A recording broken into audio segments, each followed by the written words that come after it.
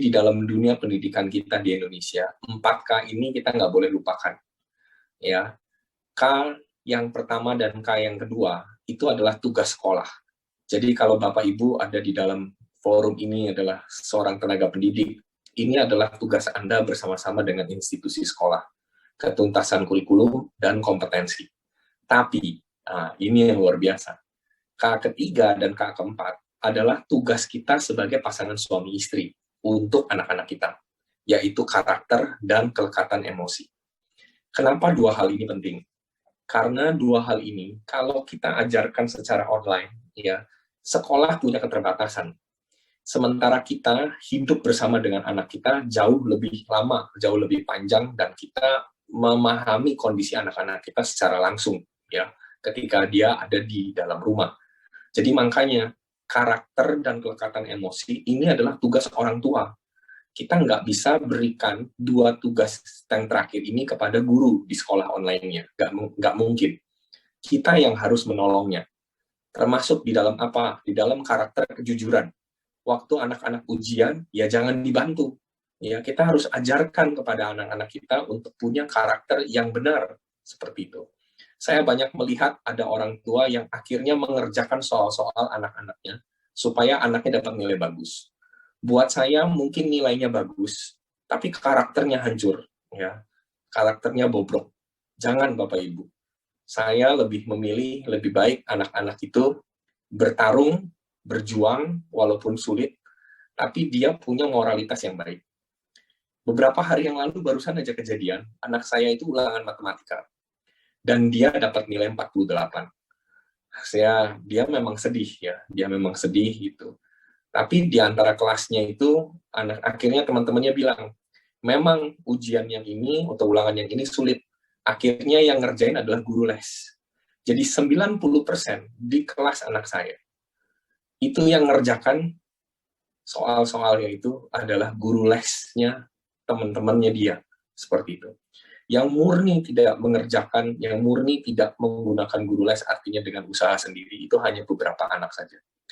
Dan anak saya akhirnya berani bilang, aku bersyukur sih, sekalipun aku dapat nilai jelek, paling enggak aku agak terhormat lah. Aku tidak bohongin, ya, tidak bohongin guru, tidak bohongin kenyataan bahwa memang aku nggak bisa, ya, memang aku harus belajar lagi daripada teman-temanku dikerjain sama guru lesnya, seperti itu ulangannya. Jadi dia benar-benar menjunjung tinggi soal karakter yang namanya jujur, integritas. Nah, kita sebagai orang tua, ayo, kita harus melatih karakter yang benar ini, ya, di sekolah online ini, untuk kita ajarin anak-anak kita punya dasar-dasar kebenaran firman Tuhan yang kuat. Kelekatan emosi juga sama. Lewat belajar online, kita tuh punya bonding, punya emosi yang baik sebenarnya sama anak-anak. Termasuk melatih diri kita untuk lebih sabar, Bapak Ibu. Jadi, saya yakin selama 1 tahun ini, seharusnya Bapak Ibu jadi orang tua yang jauh lebih sabar, ya, lebih berbahagia dalam hal kesabaran, ya, mungkin lebih capek, tapi paling tidak jauh lebih sabar, ya. Coba senyum dulu ke kiri dan ke kanannya, gitu. ya, belajar sabar. Jadi kalau istri yang ngajarin, ya suaminya bilang, terima kasih ya Ma, sudah nemenin, ya, walaupun kadang-kadang meja sampai bolong, sampai pecah, gara-gara digebrak sama mamahnya, saking nggak tahannya, ya, paling tidak, kita belajar bagaimana mengontrol emosi dengan jauh lebih baik, ya.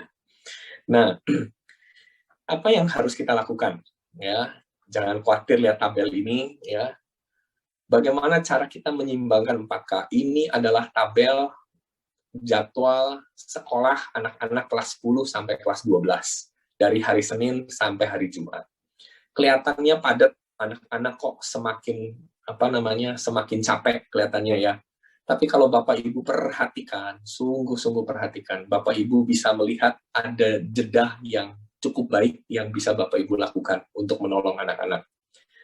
Karena kuncinya kita adalah soal happy parents sama happy child, maka hal yang pertama yang saya ingin ajukan sama Bapak Ibu adalah break time. Break time itu sangat penting, Bapak Ibu. Di sekolah online, Bapak Ibu jangan hanya fokus sama pelajarannya saja, tapi fokuslah sama jam istirahatnya. Anak-anak butuh jam istirahat. Jadi, kebanyakan orang tua hanya fokus sama pelajaran apa, tapi nggak fokus sama jam istirahatnya. Nah, ini berbahaya. Kenapa saya bilang berbahaya? Karena seharusnya anak-anak waktu jam istirahat harusnya tidak lagi lihat screen, supaya dia bisa lebih rileks, supaya dia bisa lebih nyaman. Ini karena nggak dipantau sama orang tuanya, makanya bisa miss, bisa meleset. Akhirnya anak-anaknya terlalu capek melihat screen, padahal sebenarnya sekolah sudah mengatur jadwal break. Break time ini kalau Bapak Ibu perhatikan ya di dalam tabel itu antara jam 8.15 sampai dengan 9.15. Ini adalah jam pertama, jam sekolah pertama. Antara 9.15 sampai dengan 9.45 itu ada waktu break 30 menit. Nah, sebagai orang tua, Anda harus mencatat jadwal break-nya, bukan catat jadwal pelajarannya saja. Kenapa? Karena pada waktu jam 9.15, kita orang tua harus ingetin, nah, sudah break belum? Sudah, oke, stop, matikan dulu, tutup dulu laptopnya, tutup dulu HP-nya, sana bangkit berdiri, minum dulu 1 gelas air putih, jalan, pergi ke kamar mandi, bergerak, baca buku, dan sebagainya. Tidak boleh lihat screen, seperti itu. Nah, ini kita bisa menolong anak-anak kita supaya dia bisa belajarnya lebih awet, lebih tahan. Nah, kebanyakan orang tua salah fokus, yang difokusin pelajaran bahasa Inggris, pelajaran tematik, pelajaran sains, dan seterusnya. Yang difokusin harusnya juga waktu istirahat. Mesti ketat waktu dia istirahat, disuruh berhenti, suruh berdiri, suruh jalan, suruh ke toilet, suruh minum, suruh makan buah. Ya, ini penting banget. Usia anak berapapun, mulai dari anak SD, TK, bahkan sampai dengan anak SMA yang melakukan school from home, lakukan break time. Kalau Bapak Ibu bekerja atau kerja di toko, pastikan Bapak Ibu hafal jadwal break-nya. Langsung angkat telepon dan telepon. Ayo nak, sekarang bangkit berdiri, jangan di depan komputer aja, ayo istirahat. Nanti di situ Bapak Ibu bisa lihat dari jam 10.45 sampai dengan jam 11.00 ada 15 menit break. Pergunakan. Selama masa break, jangan pegang screen. Nah, kita mesti latih anak kita untuk bisa disiplin di sini. Jadi, disiplinnya adalah disiplin istirahat. Ya, bukan sekedar disiplin belajar saja. Nah, berikutnya yang kedua, saya tawarkan istilah yang namanya backlit. Backlit ini adalah teknologi yang ada di dalam komputer biasanya, bertujuan untuk mengurangi radiasi, Bapak Ibu. Handphone sangat terbatas sekali teknologi ini. Ya, jadi akan mudah sekali anak-anak untuk terpapar sinar biru yang membahayakan otaknya dia. Saran saya, daripada anak-anak belajar lewat HP, usahakan belajarlah lewat laptop, lewat PC, seperti itu. Kenapa? Karena layar laptop punya teknologi untuk membalikan atau untuk mencegah sinar biru yang berlebihan. Ya, jadi Bapak Ibu, ayo kita belajar untuk menabung, bukan untuk beli handphone, tapi untuk membeli laptop, Bapak Ibu. Ya, kalau misalnya memang ada kesulitan, saya lihat ada beberapa toko-toko yang menyediakan fasilitas cicilan 0% untuk penggunaan laptop. Lebih baik itu yang diupayakan daripada membeli HP, Bapak Ibu. Ya, ayo kita membiasakan untuk melatih anak-anak kita supaya mata mereka tidak cepat rusak. Hindari penggunaan HP. Lebih baik kita gunakan laptop atau paling tidak gunakan tab dengan teknologi backlit. Ya, tab terbaru kebanyakan mereka sudah menggunakan backlit. Tapi kalau bisa laptop jauh lebih baik. Sertakan aktivitas yang sifatnya kinestetik. Apa maksudnya, Bapak Ibu? Kinestetik itu yang dimaksud adalah bergerak. Jadi jangan hanya visual saja. Saya ambil contoh misalnya. Di sini saya kasih aktivitas materi school from home. Ya, di luarnya. Ya, di luar school from home. Jadi di situ tidak hanya aktivitas yang sifatnya digital. Kita bisa lakukan aktivitas non-digital. bisa bermain kartu, menulis jurnal, membuat menu minuman baru, latihan dancing, latihan puppet show, lakukan traditional game. Kalau Anda punya hewan peliharaan, lakukan. Hewan peliharaan nggak susah. Piara cupang itu nggak usah ganti air 3 hari, Bapak Ibu. Gampang banget, Bapak Ibu. Jadi anak-anak itu tetap bisa melakukan aktivitasnya dia, ya, berinteraksi dengan hewan seperti itu, ya. Bersyukur ya cupang itu gampang piaranya, ya. Nah, jadi kalau misalnya Bapak Ibu masih punya anjing, puji Tuhan, ya, masih bisa lakukan sesuatu terhadap hewan peliharaan, misalnya memandikannya atau bermain, misalnya seperti itu. Kalau misalnya Bapak Ibu punya lapangan lebih luas, mau latihan memanah, latihanlah memanah yang baik, ya, seperti itu. Buat mainan baru, macam-macam yang kita bisa lakukan, Bapak Ibu. Ini contoh aktivitas di luar digital, Bapak Ibu, ya. Kalau misalnya toh dia masih mau lihat gadget, ya, lihat gadget, oke. Misalnya hari Senin dia lihat YouTube, hari Selasa dia dengerin musik, hari Rabu dia nonton film, hari Kamis dia main digital game, tapi sama papa, sama mamahnya. Hari Jumat dia boleh main online game, tapi nggak boleh yang kekerasan. Hari Sabtu main bareng sama keluarga. Hari Minggu boleh bersosial media. Silahkan, nggak apa-apa. Yang penting dijadwal. Kesalahan banyak orang tua hari ini kenapa nggak menemukan happiness di dalam rumah, karena tidak pernah dijadwal. Semuanya serba dadakan. Nggak pernah punya perencanaan. Kalau nggak punya perencanaan, yang muncul akhirnya kesel, Bapak Ibu.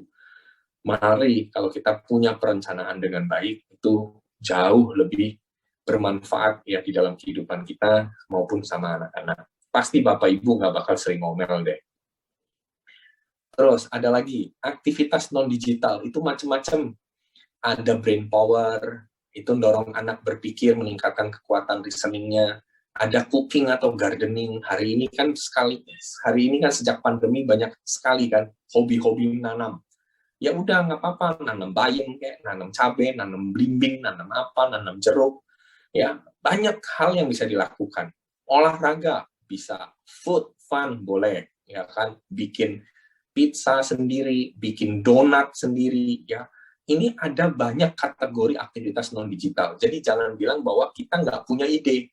Sebenarnya ide itu banyak, cuma kita nggak mau nyari. Nah, ini dia. Kalau kita mau mencarinya, maka aktivitas non-digital itu bisa menolong supaya semuanya bisa tetap happy. Saya ambil contoh, misalnya, ya, ini bisa bikin permainan homemade musik. Pakai kardus tempat sepatu bekas, dikasih karet, kemudian mulai diajak bermain untuk anak-anak 4+. Anak yang 6+ bisa bikin lagi permainan lagi yang lain. Belajar untuk mengingat misalnya. Kita tuh banyak hal yang kita bisa lakukan. Tinggal begini, orang tuanya mau apa enggak? Ya, ikut memikirkan, ikut menyiapkannya. Memang repot, tapi itu bagian di dalam mendidik anak, ya. Contoh lagi yang lain, misalnya ya, membuat kelereng ya, seperti itu ya, kayak bowling tapi bowling kelereng gitu ya, ditulis ada angka 5, 7, 10, 8, 6 ya, atau bermain balon dengan sedotan dan sebagainya. Kita bisa lakukan sains lah, seperti itu, sains sederhana. Dan ini biayanya sangat tidak mahal. Bapak Ibu bisa mencarinya di toko-toko kelontong, pakai dus bekas, ya, itu bisa dilakukan. Seorang sahabat saya bahkan membuatnya dengan sangat luar biasa, ya. Dia buat pakai dus bekas, ya, seperti ini, dan dia buat permainan ini buat satu rumah, ya. Tuh Bapak Ibu bisa lihat, ya, bagaimana caranya dia membuat. Ini cuma pakai dus bekas, ya. Tidak ada yang dia beli, pokoknya Bapak Ibu, pakai apa yang ada di tokonya dia, pakai apa yang ada di dalam rumahnya dia. Dia bisa mengkreasi dan bisa mendesain bersama-sama dengan baik. Apalagi Bapak Ibu? Bapak Ibu libatkan anak-anak kesehariannya. Misalnya anak-anak tuh kan selalu kepengen gangguin mamahnya kalau lagi masak di dapur kan. Ya kan, seperti itu. Nah, kadang-kadang kita sebagai orang tua, kita mungkin perlu beliin kompor-komporan, ya, buat anak-anak, ya. Mungkin dia nggak bisa main kompor beneran, it's okay, nggak apa-apa, tapi dia bisa main kompor-komporan. Dia ikut bersama-sama seperti ibunya, seperti maminya, ya, di dalam di dapur, seperti itu. Kalau misalnya dia mau nukang, ya udah siapin seperti ini. Ya, benda-benda ini di toko online nggak terlalu mahal, Bapak Ibu. Ya, saya udah cek ini semua sangat-sangat bisa terjangkau. Ya, sangat-sangat bisa terjangkau. Jadi, libatkan anak-anak itu untuk beraktivitas, ya, seperti itu. Hal yang berikutnya adalah balance, Bapak Ibu. Biasakan Bapak Ibu untuk bisa seimbang antara makanan digital dengan aktivitas analog. Bapak Ibu kalau perhatikan tabel ini, grafik ini, saya nggak akan bahas semua ya, saya bahas 2 aja ya. Yang di bagian tengah, di situ ada vision, sama yang di bagian kiri bawah, bagian hearing. Di situ ada angka 0 sampai dengan 6, itu adalah usia. Anak usia 0 sampai dengan 6 tahun, yang dia butuhkan adalah apa yang dia lihat. Makanya Bapak Ibu, kalau kita memberikan kepada anak-anak kita hanya sekedar aspek digital saja, yang sifatnya screen, anak-anak itu hanya belajar 2 dimensi. Seperti yang Bapak Ibu lihat nih hari ini. Bapak Ibu kan melihat saya cuma 2 dimensi, atas bawah, ya kan? Cuma panjang, lebar, atau tinggi, ya kan? Atau lebarnya seperti itu. Nggak bisa dirasakan, ya kan? Nggak ada bentuk 3 dimensinya lah, seperti itu, ya kan? Karena kita cuma screen. Nah, tapi anak-anak itu harus dilatih untuk terbiasa bertemu dengan orang yang sesungguhnya, bukan sekedar lewat screen. Ya, ketemu sama papa dan mamahnya. Makanya papa dan mama harus interaksi seperti itu pada anak-anak. Dia perlu melihat bukti nyatanya, ya, seperti itu. Ya, dia bisa meraba, bisa memegang rambut, pipi, mata, hidung, mulut, bajunya, lengannya, kakinya, dan seterusnya. Nah, itu yang kita mesti latih anak-anak kita untuk dia bisa melihat. Ya, dari usia 0 sampai dengan usia 3 tahun nih dalam konteks ini. Ya, ini untuk anak-anak yang masih kecil ya. Terus juga hearing. Hearing itu artinya apa? Anak-anak itu diupayakan untuk bisa mendengar suara dari orang tuanya. Jangan terlalu banyak dia mendengar suara-suara YouTube-nya. Nanti dia hafal suara YouTube-nya, suara papa mamanya dia nggak hafal. Ya. Nanti papahnya dipanggil om lagi. Ya. Maminya dia panggil tante lagi, ya kan? Atau AI lagi. Ya, seperti itu. Nah, ayo kita mesti biasakan memberi mereka makan yang tepat ya kepada otaknya. Maklum, anak-anak itu pasti butuh bergerak. Kalau Bapak Ibu lihat di grafik sebelah kanan bawah, motor development. Namanya anak-anak pasti bergerak. Kalau anak-anak nggak bergerak, mati namanya. Ya, anak-anak itu mesti bergerak. Anak-anak itu mesti aktif. Kalau Bapak Ibu punya anak aktif, Bapak Ibu jengkel. Aduh, Bapak Ibu mesti ketemu anak yang pasif. Bapak Ibu lebih stres ketemu anak pasif daripada ketemu anak aktif. Berbahagialah yang punya anak aktif, Bapak Ibu. Ya, jadi jangan sedih kalau punya anak terlalu aktif. Nah, belajarlah untuk bisa balance, Bapak Ibu. Hal yang terakhir adalah Bapak Ibu mesti berhati-hati, atau istilah bahasa Inggrisnya beware. Berhati-hatilah sama jebakan digital. Saya udah pernah ya sampai ini ya di tempat Bapak Ibu beberapa tahun yang lalu ya tentang istilah trap, task distraction, rush, addiction, sama passiveness. Ya, detailnya saya nggak bahas ya di dalam forum ini karena ini panjang sekali. Bapak Ibu cari aja di YouTube-nya saya, ya Bapak Ibu nanti ya ini boleh difoto, ya Bapak Ibu boleh klik gitu di situ. Di situ saya udah taruh semua video detail, ya. Trap atau jebakan yang pertama itu apa, cara nyelesainya bagaimana, itu udah saya videokan semua tekniknya. Bapak Ibu belajarlah mandiri ya lewat video-video ini, dengerin sekali kurang, dengerin 2 kali. Bapak Ibu mau diskusi, silahkan pakai forum kotak chat atau komen di situ, nanti saya akan balas Bapak Ibu. Ya, saya akan reply, saya akan bantu Bapak Ibu di situ. Ini sudah saya siapin videonya, lengkap Bapak Ibu. Ada 9 video gimana caranya Bapak Ibu merespon anak-anak Bapak Ibu yang sudah ngalamin jebakan-jebakan digital.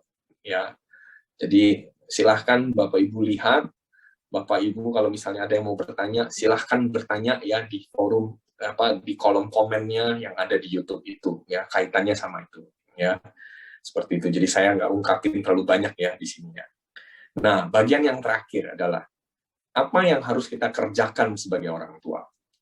Saya mengutip Bapak Ibu ya dari kitab Yosua 1 ayat 5 sampai dengan 8. Ini berbicara tentang hubungan Musa dengan Yosua. Musa dengan Yosua itu punya satu hubungan yang sangat cocok sekali untuk kita pelajari bagaimana cara kita di dalam mendidik, cara kita di dalam menuntun anak-anak kita. Prinsip yang pertama saya ambil dari ayat yang kelima, bicara tentang penyertaan, bicara tentang kepemimpinan di ayat yang ke-6 juga. Ini saya terjemahkan dengan istilah yang namanya kingship. Sebagai orang tua, bangunlah kingship. Apa itu kingship? Kingship itu adalah prinsip kita berdiri sebagai orang tua yang berotoritas, tapi bukan otoriter, yang memberi teladan dan tuntunan kepada anak-anak. Nah, kenapa ini penting? Karena kingship itu membuat anak-anak berada di dalam payung perlindungan yang baik.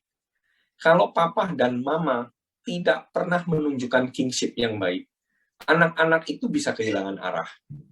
Salah satu teknik untuk kita membangun kingship adalah belajar sepakat, Bapak Ibu.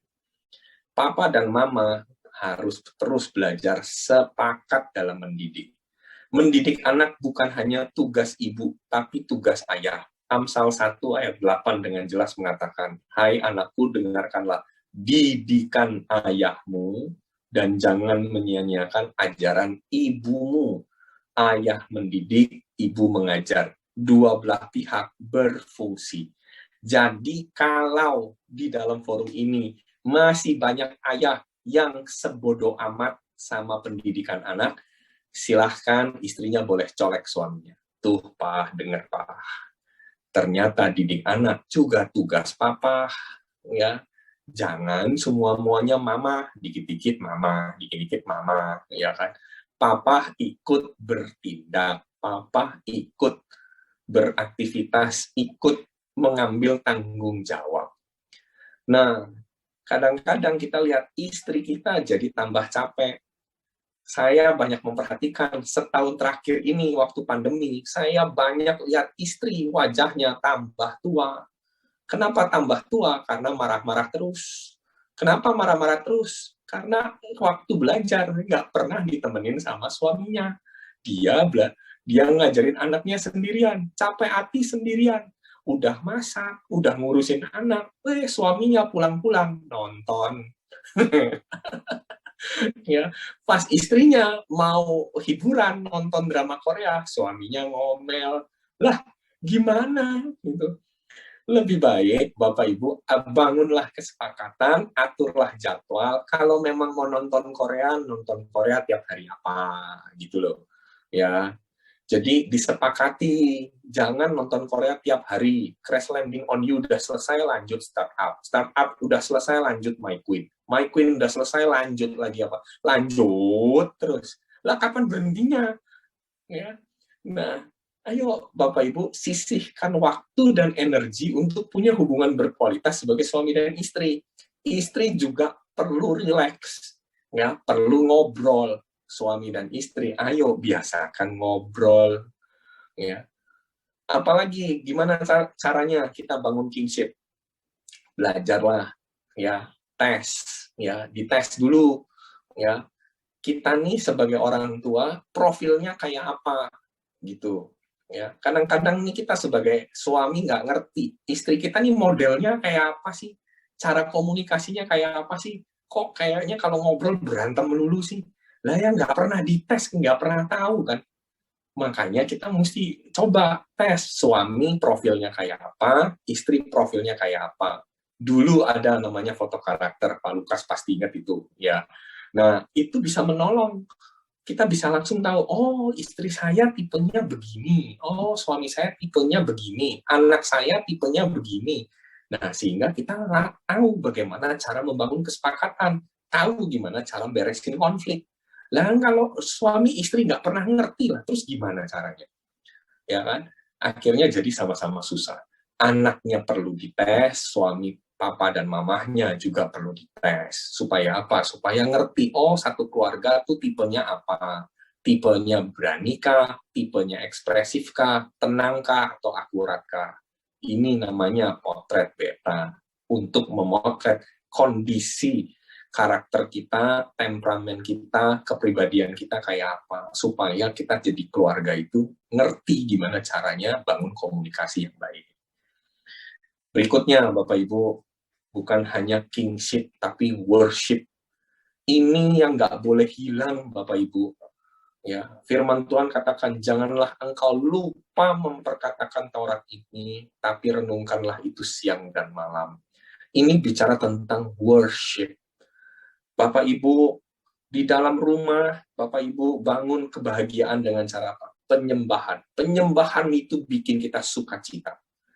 Ya, kalau Bapak Ibu tidak terbiasa membangun penyembahan, nggak heran Bapak Ibu bawaannya lemes terus, berantem terus. Kenapa? Karena nggak pernah nyembah Tuhan. Ini kekuatan Bapak Ibu. Ya, worship itu adalah sebuah kekuatan rumah tangga Bapak Ibu. Jangan pernah kita tiadakan, jangan pernah kita abaikan. Belajarlah konsisten, bangun pagi, baca firman. Belajarlah peka sama suara Roh Kudus. Belajarlah peka sama tuntunan Tuhan lewat firman-Nya. Belajarlah dalam firman, bukan cuma sekedar habisin bahan, baca Alkitab setahun habis, tapi nggak ngerti apa-apa. Belajarlah punya kedalaman akan firman Tuhan. Anak-anak mesti dilatih, Bapak Ibu. Dilatih panca indera rohani.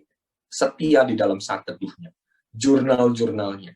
Aktivitas rohaninya dia seperti apa. Kalau perlu cari karunia-karunia dalam hidupnya anak-anak. Ya, kembangkan karunia itu.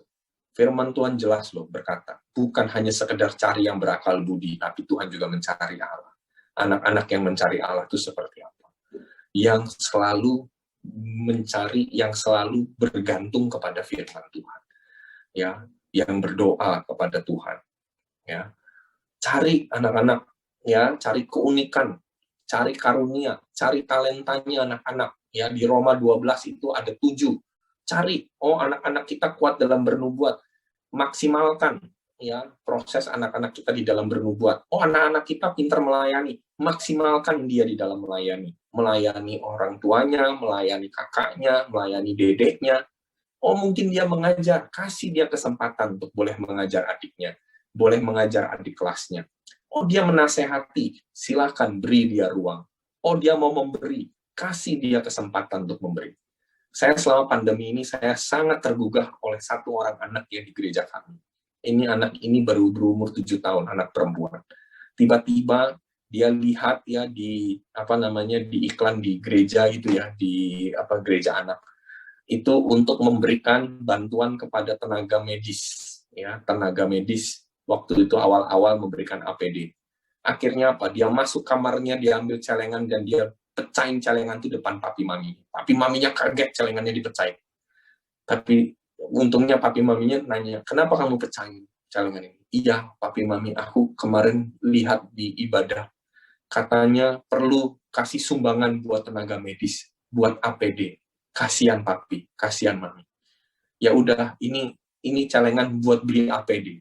Itu orang tuanya sampai nangis loh. Saya dengar cerita itu, aduh saya ngehancur hati sungguhan, Bapak Ibu. Itu celengannya dia, Bapak Ibu ya. Bahkan yang terakhir kemarin ya, waktu Imlek kan itu ya Bapak Ibu ya, dia kan terima angpau digital ya Bapak Ibu ya. Ya, ditransferin sama suk-suknya, ya sama AI-nya gitu kan. Dia sisihkan, dan dia bilang apa? Papi, mami, itu tenaga medis masih butuh APD nggak? Masih butuh masker nggak?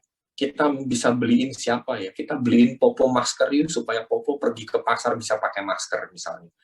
Itu luar biasa, atau enggak? Sederhana, tapi itu bagus banget. Nah, ini yang kayak gini-gini kita kembangin, Bapak Ibu. Ini yang bikin kita tuh bahagia. Ini yang bikin kita tuh happy lihat anak-anak, Bapak Ibu. Kenapa? Karena dia ada di dalam kebenaran firman Tuhan. Apalagi, Bapak Ibu. Ya, saya berharap Bapak Ibu masih tahan ya. malam hari ini karena ini sesi luar biasa ini, ya. Hal yang ketiga, relationship. Ya, ini bicara tentang apa? Bicara tentang kehadiran, bicara hubungan, bicara keterbukaan, bicara ketertarikan. Mari Bapak Ibu, anak-anak kita itu bukan cuma sekedar kita perlu buat dia jadi pinter, tapi dia juga harus dewasa dalam emosi. Ya, ketika ada kekurangan, dia berani nggak untuk bertahan. Dia nggak ngerengek minta sesuatu sama papa dan mamanya. Belajar punya kecerdasan emosi yang tinggi. Belajar untuk menunda pembelian, belajar untuk menunda keinginannya. Ya, mari kita latih anak-anak kita untuk punya penguasaan diri. Caranya gimana? Ya kita sebagai orang tua berikan waktu yang cukup kepada anak-anak. Mario Denton bikin penelitian. Anak yang tinggi keterlibatan dari ayah punya keterampilan pemecahan masalah lebih baik, lebih menyenangkan, lebih punya sukacita. Ya, berarti kalau Anda punya anak, ya Anda harus sediain waktu. Ya. Jangan sampai kita udah punya anak, kita nggak pernah sediain waktu. Saya sangat diberkati sama sahabat saya, yang selalu punya waktu sama anak perempuannya. 1 minggu sekali, dia dating sama anak perempuannya yang berumur 5,5 tahun. Apa yang dia lakukan? Makan bersama. Walaupun makannya sangat sederhana, kadang-kadang cuma makan siomay 2 potong, atau makan pempek, atau makan apalah gitu ya, roti kecil gitu seperti itu. Tapi biasakan, dia waktu pulang dari kantor, dia dinner time sama anak perempuannya. Ini saya tunjukin videonya. Nah ini, tuh, ya, dia, ya. Ini romantic dinner between daddy and daughter, ya, luar biasa, ya kan, sederhana sekali, ya.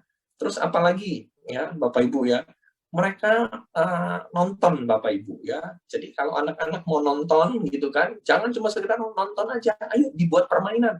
Seperti halnya Pak, oke kita mau nonton ya, masuk dalam ruangan, ayo siapin dulu tiketnya. Seperti halnya mau pergi ke bioskop, siapin tiket. Print aja dengan hal-hal yang sederhana. Bapak Ibu nanti bisa lihat nih di sini. Rain, where's your ticket? Jadi anak-anak dibiasakan untuk punya tiket Enjoy untuk bisa movie. nonton. Nah, kalau dia mau nonton, ya, kalau dia mau nonton, dia harus punya tiket. Tiketnya didapat lewat apa? Lewat dia bantuin mamahnya. Kalau dia udah bantuin mamahnya 2 kali, dia baru bisa dapat 1 tiket untuk nonton misalnya. Itu hal sederhana yang bisa dilakukan. Ya, cara lain, Bapak Ibu bisa gunakan yang namanya multiple intelligence. Cari anak-anak Bapak Ibu multiple intelligence-nya ada di mana. Ini juga bisa diteskan, ya. Anak-anak bisa dites ini, dia cenderung kemana? Picture smart kah? Self smart kah? People smart kah? Kalau dia misalnya tipenya kinestetik ya atau body smart, ya beliin kolam renang karet. Ya. Kolam renang di toko online itu murah sekali Bapak Ibu. Udah tinggal ditiup, isi air, udah anak suruh berenang di situ. Bosen, kirim ke keluarga yang lain. Ayo, mau pinjam kolam renangnya. Nggak apa-apa, kan kita hidup dalam komunitas. Ya, kita saling menjaga ya satu sama lain seperti itu di dalam komunitas. Kita kalau pinjam barang ya kembalikan. Kalau sampai rusak ya kita ganti. Kita punya komitmen lah seperti itu. Ya, kita bisa lakukan. Main board games, buku cerita, alat musik, hewan peliharaan, tanaman, Lego, Rubik, buku gambar, cooking, perlengkapan profesi, ya, misalnya dokter dan sebagainya, punya koleksi hobi, itu kita bisa lakukan, Bapak Ibu. Ini yang namanya membangun relationship. Saya ambil contoh lagi di sini. Anak yang tadi ini, ya, dia nggak bisa keluar kan, makan sushi di luar kan kalau ada satu restoran sushi kan kalau ngasih sushi pakai kereta kan, lah dia punya kereta-keretaan dipakai sama dia untuk apa? Untuk makan. Nah ini kayak gini contohnya.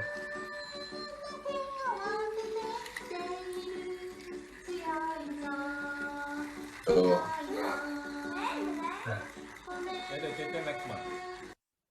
Ya. Sederhana, benar-benar sangat sederhana gitu, tapi kan bisa jadi fun kan, ya. Kenapa kok ini bisa dilakukan ya? Karena ada waktu, karena mau gitu loh melakukan sesuatu gitu ya kepada anak-anak. Terus apalagi pakai kardus bekas buat bikin apa? Buat bikin kapal-kapalan di dalam rumah. Ya namanya anak-anak ya di rumah pasti berantakan. Ya, nggak ada yang namanya ada anak tapi nggak berantakan, nggak mungkin Bapak Ibu ya. Jadi kalau memang masih ada anak di rumah ya biasa dengan hal yang namanya berantakan. Ya. Mereka main pakai alat yang sederhana, ya, tuh, tuh, seperti itu. Ya, itu pakai karton bekas bekas kulkas ya, dipakai untuk bisa turunin pintunya ya. Itu aduh, hal-hal yang sebenarnya sederhana. Keluarga ini adalah keluarga yang secara uang itu sangat sangat nggak ada masalah lah ya. Dia mau beli barang apa aja dia bisa, tapi dia lakukan ini tujuannya supaya apa? Supaya ada keterlibatan, bikin kapal sama-sama, ya kan, bikin kotaknya sama-sama, ya, itu kan keren sekali Bapak Ibu, ya, dengan model seperti itu. Nih saya tunjukin lagi, ini ponakan saya, ya, ponakan saya ya Jawa banget sih ya, jadi mendok banget nih nanti suaranya. Dia lagi berpura-pura seperti maminya. Maminya ini adalah guru les Mandarin, ya, jadi dia seakan-akan lagi ngajarin anak-anak yang lain belajar Mandarin. Ya, lucu deh, lucu sekali. Ini komputernya mati, ini komputer rusak yang dia pakai, jadi nggak bisa nyala. Tapi dia sedang berpura-pura dia lagi ngajarin anak lain untuk belajar Mandarin. Mari kita lihat ya, caranya dia seperti apa ya.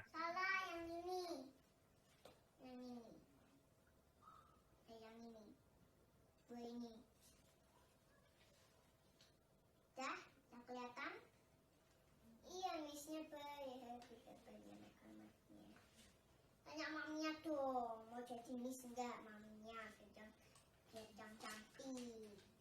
Mandi dulu biar cantik, biar Rina biar cantik gini, seperti miss. Terus